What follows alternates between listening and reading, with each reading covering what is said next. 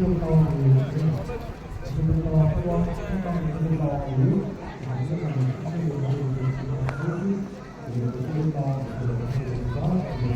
Friends, మనం ఈరోజు world largest sitting Buddha అనే ప్లేస్కి వచ్చాము. మనం ఇక్కడ థింపూలో ఉన్నాము, భూటాన్ క్యాపిటల్ థింపూలో ఉన్నాము. మనం ఇది వరల్డ్లో లార్జెస్ట్ సిట్టింగ్ బుద్ధ అంట. ఇది మొత్తం చూడండి. దీన్ని సింగపూర్ బిజినెస్ మెన్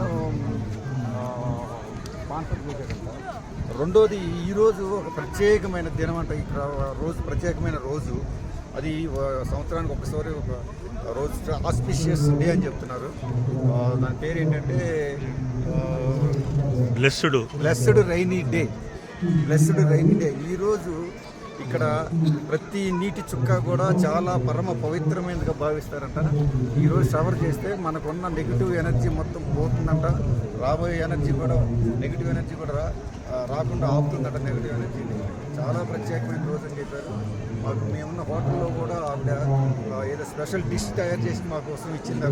అటు స్వీటు హాటు కాకుండా పాల పన్నీర్లను ఏదో వేసి చేసి ఇచ్చింది. చాలా బాగుంది.